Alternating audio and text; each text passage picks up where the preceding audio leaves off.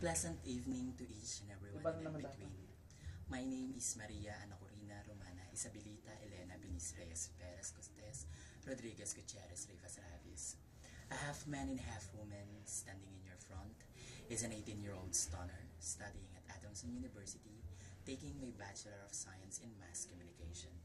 But tonight, please do allow me to stand by the name. Ang babaeng pinanood at sinubaybayan bilang Black Darna at may hawak ng itim na salamangka. Ang babaeng minsan mang nagpatibok sa puso ni Polo Ravales. Ang babaeng pinatunayan ang kanyang kahusayan sa pag-arte at pagiging top models of the Philippines bilang cover ng FHM magazine. Walang iba, sabay-sabay po natin palakpakan, Binibining Katrina Halili. Bago ko pulisanin ang apat na sulok ng entabladong ito, nais ko sanang mag-iwan ng mga katagang nagsasabing, baklaman kami sa inyong paningin, bakit di nyo kami subukang mahalin? At kung di na kayo maligaya sa aming piling, tsaka nyo na lang kami limutin.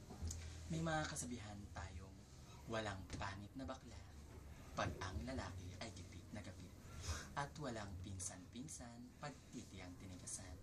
Once again mga kaibigan, sabay-sabay po nating palakpakan, Binibining Katrina Halili. Wag na mag-ano. Paano mapatuloy?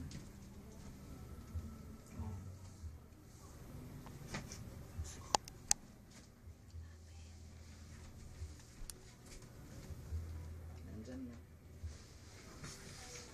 Ella, bonitica, mystica, guapita, guapa, maganda. Or should I say is good evening. My name is Maria Teresa Melicaros, Princess Lara K. Gama. I'm only 16 years old. Is study of sa Montessori Professional College. Sabay-sabay po nating palakpakan ang babaeng minsan man lumulok ng puting bato at sabay bikas ng katagang Darna. At ang babaeng nagbigay buhay at kulay sa mundo ng mahiwagang mahika bilang Sabina. Sabay-sabay po nating palakpakan ang babaeng anghel man sa lupa, anghel sa langit.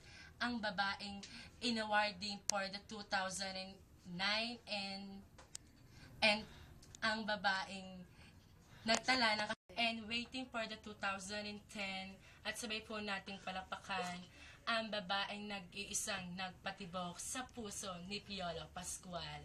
Sabay-sabay po ulit nating palakpakan ang babaeng the number 1 of sexy of the magazine. Bago ko muna Binibining Angel Oxin.